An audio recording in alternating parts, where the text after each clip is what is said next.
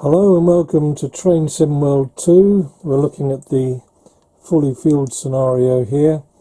We're looking at this scenario because it has been the subject of a great deal of debate on the Train Sim World 2 forums, largely because a lot of people have been having huge problems with it.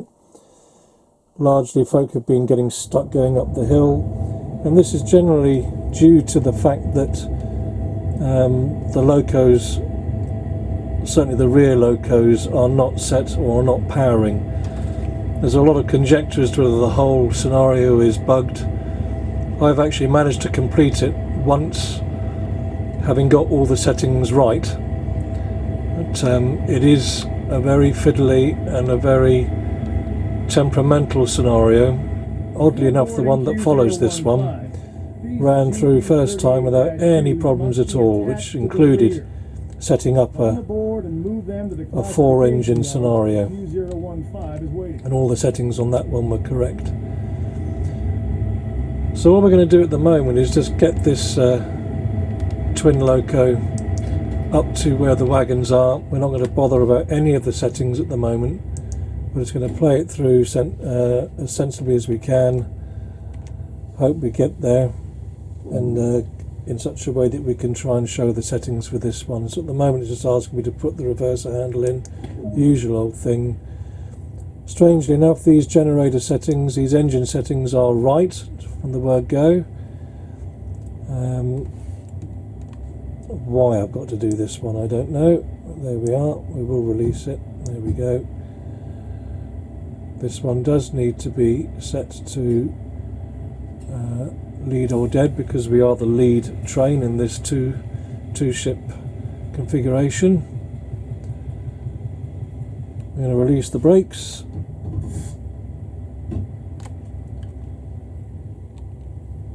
Sound the horn twice and put it into forward mode, and that hopefully is all the settings. Oh, we've got to go back and do that one again. I don't know why, but there we are. And we are already starting to roll. See, the throttle is set to idle. We'll just move it to 2 for the moment. And that's everything done. I can't see any more cues. I'm now going to go straight to idle for a minute.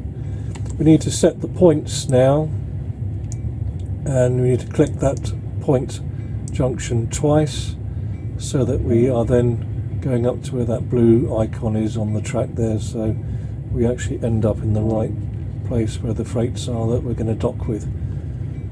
So we'll now speed up a bit now that we've done that. Now it's just a question, hopefully, that I can't see any cues. It says couple to formation, and that is our next job. So nothing else to do until we hit the back of those cars. Speeding already. I don't know why we get rewarded for speeding. We do. Let's put the brake on, slow down a little bit. There we go. Yes, we get extra points for speeding on some of these scenarios, which I don't understand, but we do. There we are. You get points also for being under the speed, but there. Such is life. So 300 odd yards to go, and we're going to dock up with this 52 vehicle column.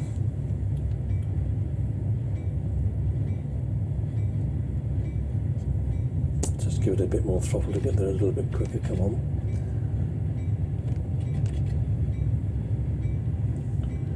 You don't want to thump into this too hard or you get derailed, as I'm sure all of us know.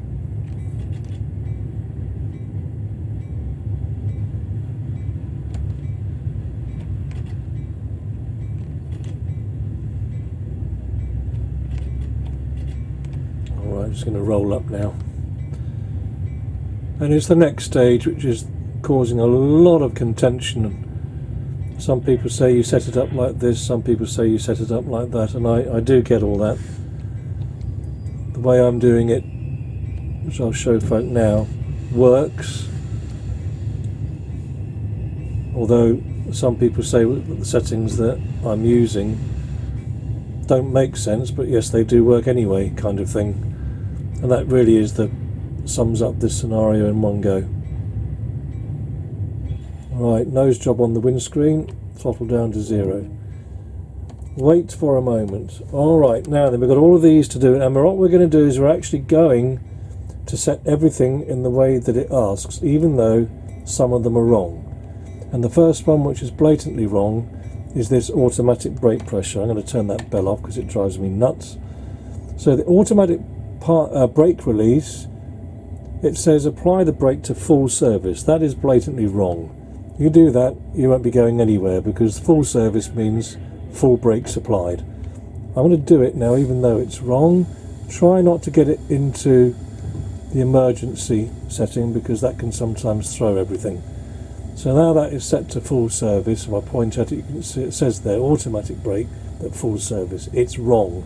We are going to change that in a moment. Now that should be at freight. Why it's asking us to change it, I don't know. This is effectively the third train in the column, and it should be set to freight. So we're being asked to change it. Now of course the icon is gone.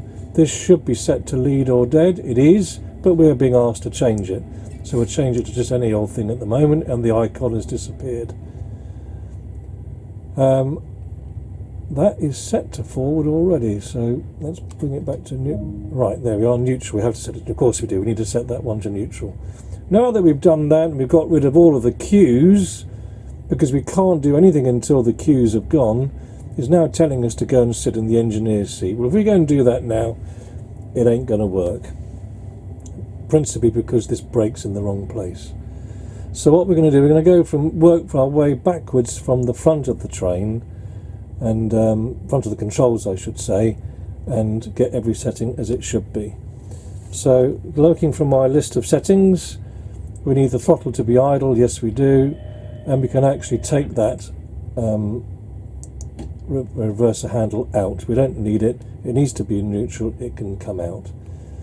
Then our 3 engine settings, the engine run on, the generator field on, and the control and fuel pump on. They need to be on, so we can leave those as they should be. Alright, if you don't go to the rear cab before running up to the front of the train, again it won't work, because the settings there can sometimes be wrong as well. Right, so we've done those front settings. Now this brake absolutely needs to go to handle off, so we're going to switch that to handle off now. Oh, I've gone to emergency. Let's hope it still works. Handle off. In fact, I'm going to actually put the brake on to release and let those dials go back up. You see the gauge turning. Don't really want it to be going into emergency. This might screw that up a little bit now, but anyway. Handle off. There we go. Handle off. Alright. So we then go back to these 2 settings. That should be set to lead or dead. So we're going to move it back to where we actually had it. That's okay. And the cutout valve should be set to freight, as we are technically a front vehicle of 2. That is off. That's fine. Everything now on these consoles is set as it should be. At the back there's a lot of issues about this radio fuse. The only one where I have it on is at the very front of the train. It makes no sense, I agree, but it works with everything else.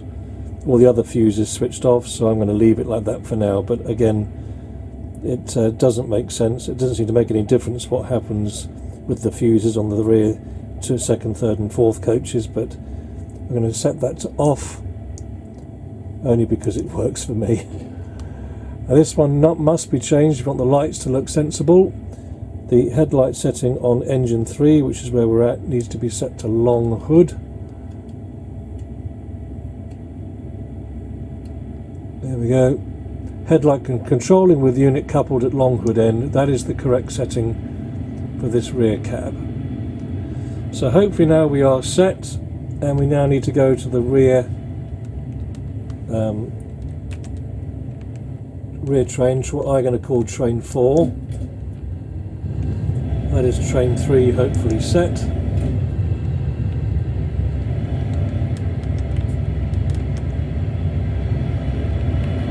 And off we go.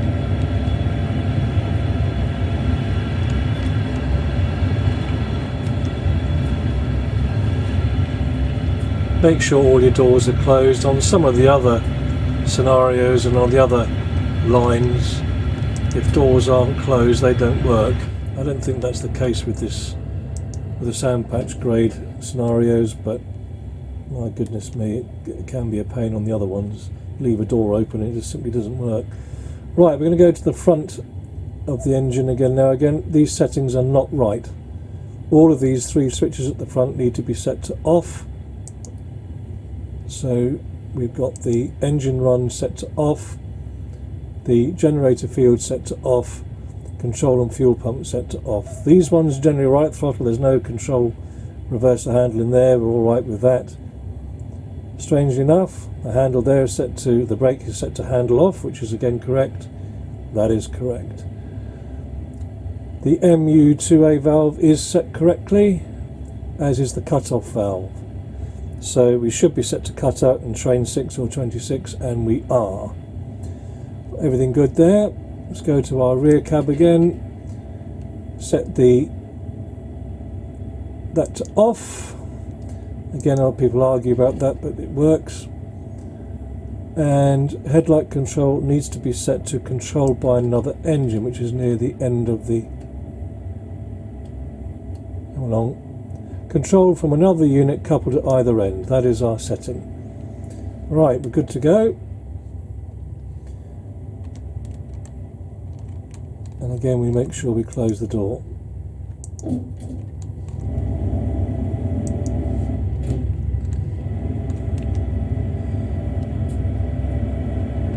Okay, so we now do our very best Roger Bannister impression. I was showing my age, goodness me, Roger Bannister. That came out of nowhere. I haven't thought of Roger Bannister for years. But there we are. We are about to break the 4-minute mile. Although it's been broken by a lot more than Roger Bannister did. We are very athletic train drivers. Now while we're running up front to the front 2 engines, we can just briefly mention here that there is another scenario, or this same scenario actually, as a point of fact, where people get going and they say that they get stuck on the red light, which is, I think, somewhere around Viaduct Junction there's a red light, and we can end up sitting there for quite a few minutes before it turns. It's not bugged, it's because there's a train in front that has to get past various red light signals. Most of the time the red light at Viaduct Junction changes at 10:18 or thereabouts.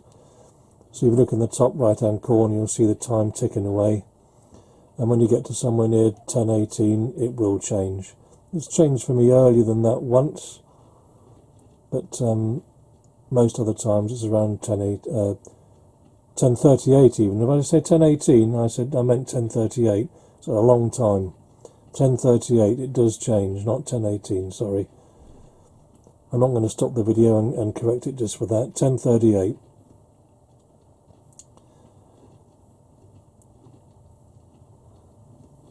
So we're about halfway down the train now. We've got our trains 3 and 4 hopefully set up. And the way we're going to test this is we're going to look at the smokestacks of all 4 engines. Once we've got the setup done correctly, we can throttle up without going anywhere and check the smokestacks of all 4 engines. If the rear 2s don't respond, we know it's not working.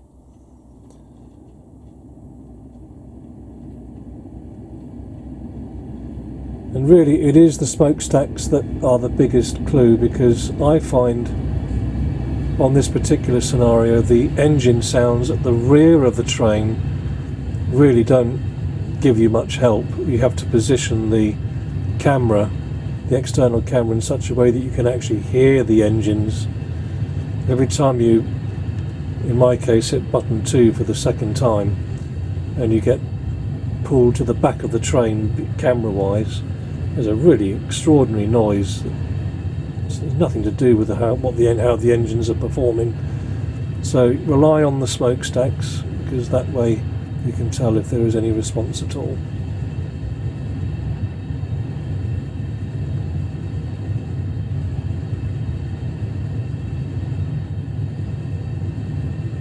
Would have been nice actually if you could have avoided the Roger Bannister run. You'll notice that I've got my settings on around about medium for convenience sake. I haven't got a particularly good graphics card, so I've got almost a medium setting, but with the advanced settings tweaked so that it suits me. The clock is running almost pretty much at real time, and that's important. So it looks reasonable. It's not the best graphics card in the world. I need to have an upgrade. But at the time of filming this, we're on lockdown and you can't get an upgrade from just about anywhere. So here's cab 2, which won't take us too long to set. Up the steps. We're not even supposed to do this in the scenario. It doesn't ask us to do it. Which to me is somewhat strange. I sit in the seat of learning briefly on this cab, and we're going to set this cab identically to the same as cab 4, and you can see here straight away I need to change those switches. Engine run to off, that one is correct, generator field is off, and control and fuel pump to off. These I know are always okay, there's no reverse handle in. Surprisingly enough, the brake is set to handle off and not full service. Independent brake to release. MU2A valve is supposed to be at train 6 or 26, and the cut-off valve should be set to cut out. That is correct. Alright, so now we do the rear cabs. I'm going to turn the radio fuse to off again. It already is on off, which is fine. Let's close that up. And this needs to be set at controlled at other end, I believe. Controlled by other engine. Controlled from another unit coupled at either end. Happy days, we're there. Just check that again. And there it is. Okay, now there is one other switch which I invariably forget all about in the lead, and that is this one here. We're not going to touch it now. The banking comm, that has to be switched on in the lead cab, otherwise nothing works. Okay, so again we're going to close the door again, and up we go to the lead cab. Now again we're going to have to go through the procedure the way the sim wants it, and then change everything afterwards if it's not correct. Otherwise we get stumped. Here's our chum here, which is supposed to supervise us all. We will sit in the seat of learning first before we do anything else behind us. And here we go. We're operating this westbound stack train today. No doubt it's packed with all the latest gadgets and gizmos. Well, the bottom line is here, he's telling us here that we've been taking these two engines up for work in the summit. The bottom line is that without these two engines behind us, we don't get up the hill. We don't get up the hill without 4 heavy-duty working engines. So let's go through what it asks us to set up. Bang, here goes the reverse, and then all these cues come up. So we'll do them and then check them afterwards. This one happens to be right. We set the generator field to on, and you can see that like cab 3, all 3 of those are set to on, which is fine. Throttle is idle, we'll leave that for the moment. We do set the headlights, set them to bright, and set those, well, you can set those ones at the rear to on as well. We have to, this makes no difference to the engine's control, but we do what we're told anyway. So that ditch lights on, and just, please let me do this without having to get out of my chair there. No, that's dynamic brake. Gauge lights off, we need to turn those on. There's the lights now set. I'll take this handle off, automatic brake to released. Now in the corner you'll see that the hydraulics are starting to fill up nicely, but the rear ones won't yet, because we've got an essential switch to set before that happens. Cut-off valve cut out, that should be set to freight. We're a lead engine, so the cut-up valve needs to be set to freight. That is wrong. So they're correctly asking us to set it to where it should be. This one, again, is incorrectly set at the moment. It should be set to lead or dead. So again, it's correctly asking us to change it. Okay. We will put this one into forward just to get rid of the tick box. And it's now telling us that we're good to go. Well, if we were to power up now, the rear two cabs simply wouldn't power up at all. Alright, as yet I'll explain. And while they're talking and doing all that, we're going to set the fuse, and in the one cab where it should be on, the radio fuse is off, so we're going to turn that on. So radio and HOTD goes to on, and this needs to be set like cab 3, controlling with unit coupled at long hood end.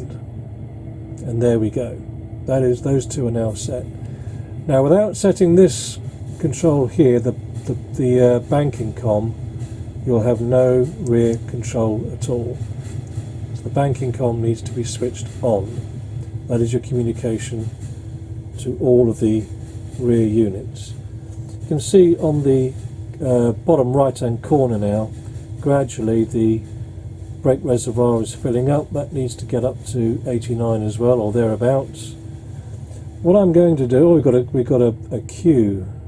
Oh, it's just the throttle. Okay. We would move forward now. Let's do the horn bit, get that out of the way. There it goes, and there goes that bell again. Turn the bell off. I'll just throttle up briefly and then throttle back down again. Now we're going to move. We should now be able to move off, but we'll check it. So I'm going to put it into neutral, and here's where we hope everything works. Outside, you can see we've got 2 smokestacks on the front 2 trains. Let's power up to 8 and watch those smokestacks go and smoke like chimneys. There they go, whoosh. You can see straight away that those 2 cabs are working. And here's where we have to hope and pray that this has gone right, because it is a bit of a temperamental so-and-so. So if I now switch to the rear of the engine, look at that strange noise, really strange noise. You can see my 2 smokestacks. And now let us pray a little bit, throttle up. There they go. You can actually see the smokestacks are going like chimneys. They really are working overtime. And if I throttle off, and you can just hear the engine sound cut in there. And now the engine is beginning to slow down because I've throttled down. Now if I throttle back up again to 8, I'm not going to go anywhere because I'm in neutral at the front. Up to 8, and whoosh. Both stacks going like chimneys, and actually here now you can hear the engine going overtime. And that will allow me to finish this scenario properly, because I've got 4 engines which I'm controlling from the front, and I'm going to go back to the front cab and pulling away. I'm not going to do the whole scenario, but because now this is a fairly straightforward one to finish, other than you will at one stage have to do a hill start. Now, to do a hill start with these things, what I tend to do, all the brakes here are now released, I throttle up to 2 and I just let the engine start to move up, and if I get to 3 and then 4,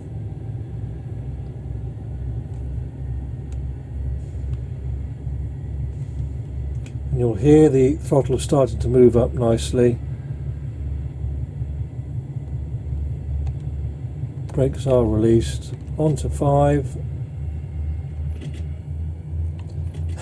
You know what it is? I'm still in neutral. Don't know why I've got that still flagged, but I'll release it. Let's just check that nothing's gone funny on this. Let's go back to the rear of the cab again. There's our 2 stacks, go up to 8.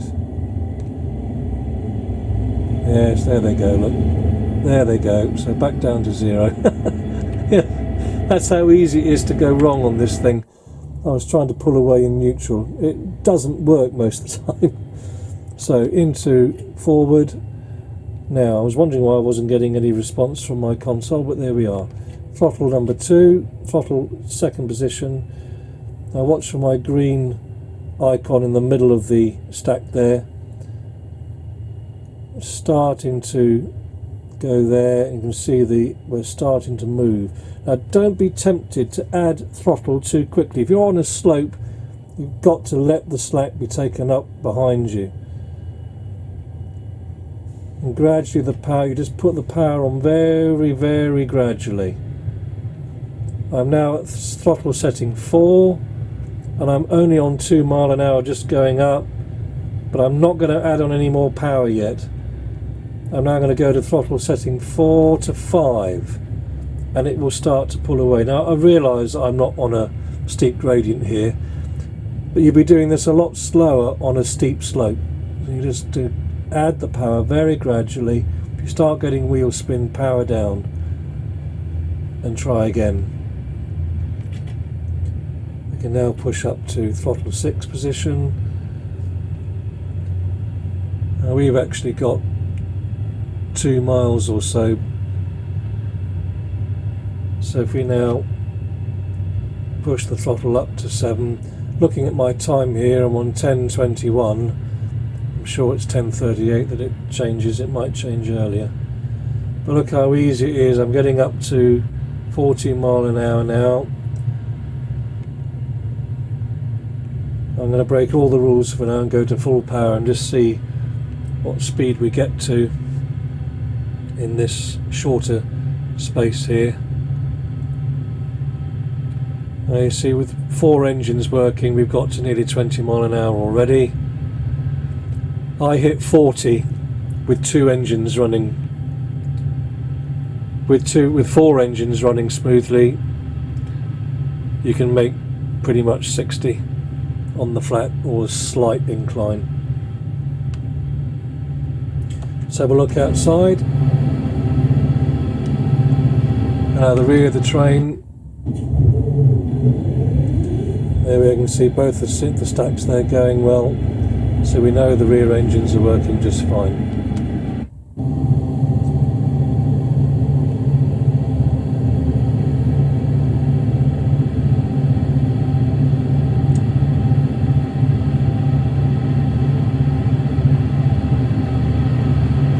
Right, well let's just slow it down now.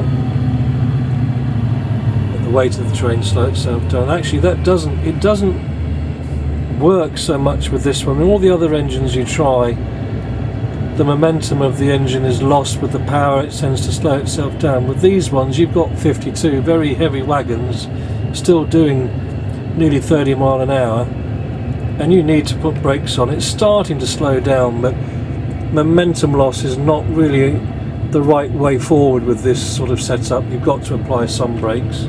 So let's apply brakes down, slow down to the speed limit. I go to half brakes, and sometimes you have to use the independent brake to come to a stop in time.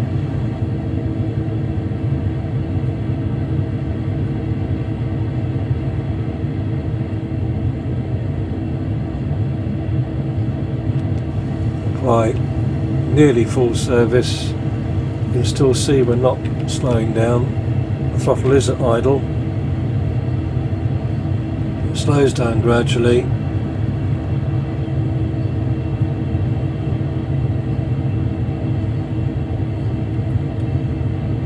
Now if I take the brakes off, it will start to slow down a bit more by itself then, because I've got less momentum now.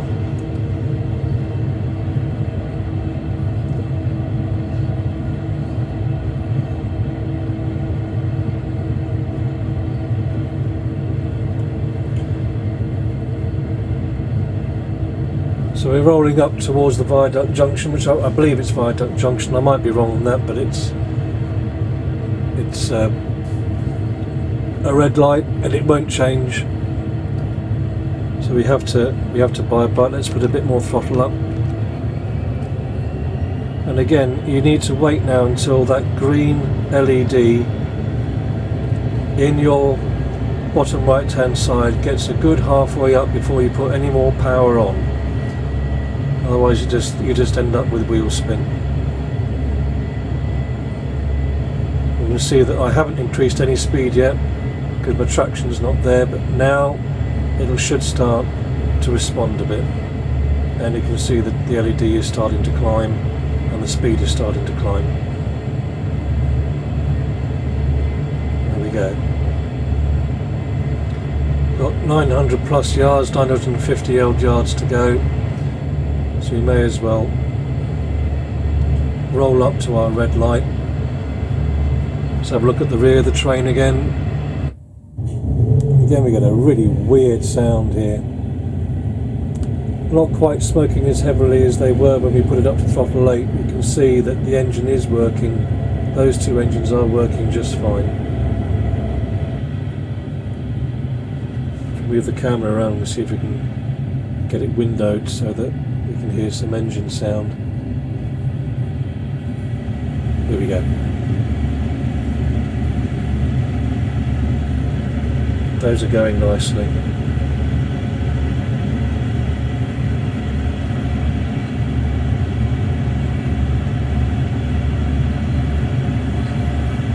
Now we've got 0.6 of a mile. I'm going to go back into the cab now.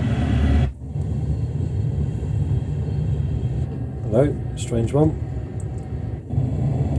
Okay, glitch there, graphics glitch. There we are. Happens all the time. Because what I don't want to do is roll over into this red light. Now it's still telling me to release the brakes, sound the horn and increase the throttle. Why it's asking me to do all that, I don't know. I've done all that. Release the brakes.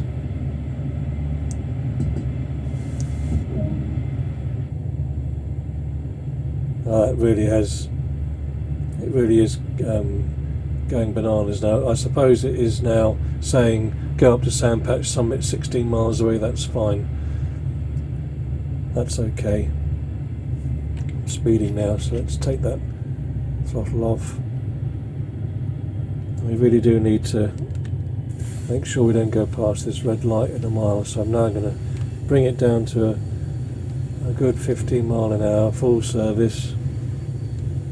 I've been using this dynamic brake in the Cumberland dash scenario, whereby you must use it's that one there, the dynamic brake. You must use a mixture of dynamic brake and independent brake to stop you sliding down the hill, which is, you can't actually, I've gone to emergency, wrong button. Let's hope that doesn't give us a problem.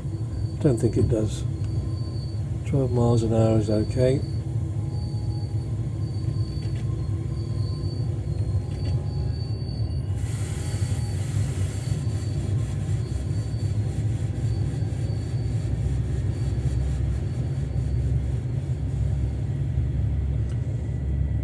Clock says 10:25. We're going to probably be here till 12:38, 10:38 rather. So there is no point at this stage in rushing, because if you go through this red light, having got everything set up, you're going to be going right back to square one. Now, as a lot of people will realise on the forums, there's a lot of supposition here that the save game feature is broken. I have found personally that in many occasions the save game works, but it doesn't work on this one. I saved a working train at this point. I got to this point knowing I had a good hour's simming in front of me, saved it, got up the next morning, resumed, and all the settings were wrong, and the two engines at the rear, no response from the throttles at all. So the save game feature on this particular scenario did mess up my settings, so I had to go right back to the beginning and do everything from scratch, and consequently I had to do the whole scenario in one take, as it were, before I didn't dare save it again.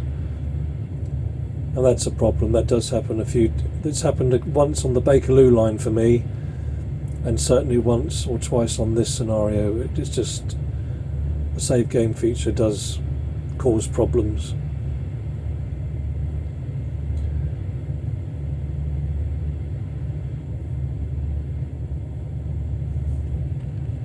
We're down to throttle 3 now. We are half a mile away from where our red light is. We're doing the speed limit.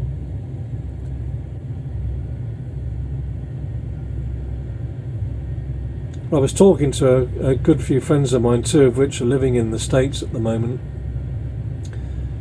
and you'll notice in this sim that there's an awful lot of, particularly in this area, there's a lot of level crossings.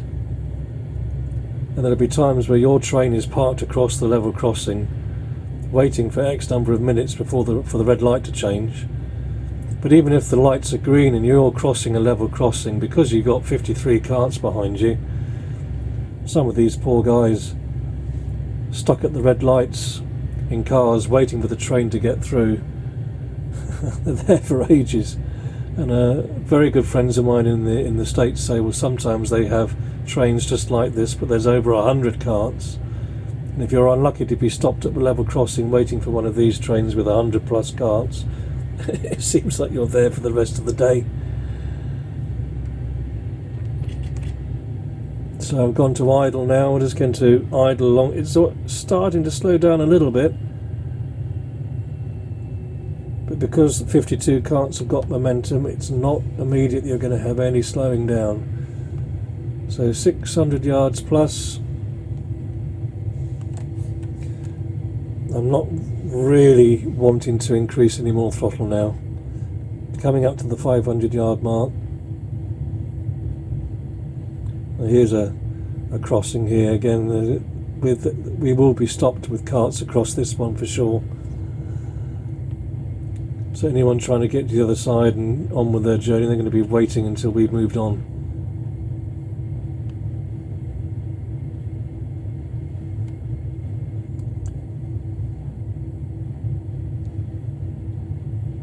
Well, I'm going to slow it right down again now, put on 50% of braking or so, starting to reduce it, and now take it off again, so I know I've got some response when I put the brakes on. Okay, 300 odd yards, again it's 10:28, I'm not anticipating being able to move much before. Now we're slowing down a bit more now. It's going to take us, I'm going to just put on to throttle 3 just to keep an 8, 9, 10 mile momentum going, otherwise we'll be doing another start. Get below 5 and it's very difficult to not stop if you get below 5 miles an hour.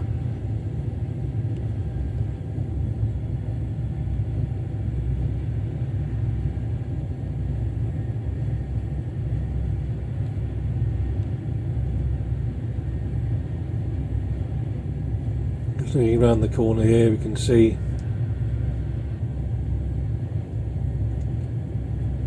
it's not those lights we're stopping at, but it's the one in the middle of the track that beyond the bridge, as it were, where we have to stop.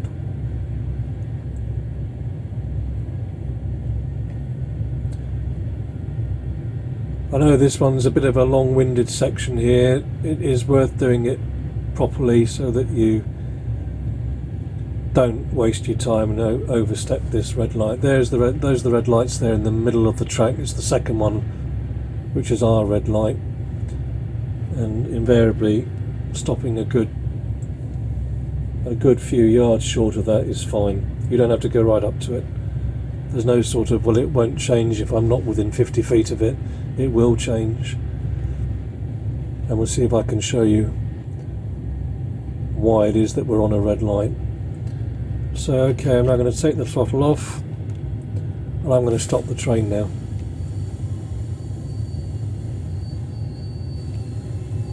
On to full service. See now it is sliding quite a bit. It's not actually, I haven't lost any traction, but see how long it takes to slow down from around about 8, 9, 10 miles an hour.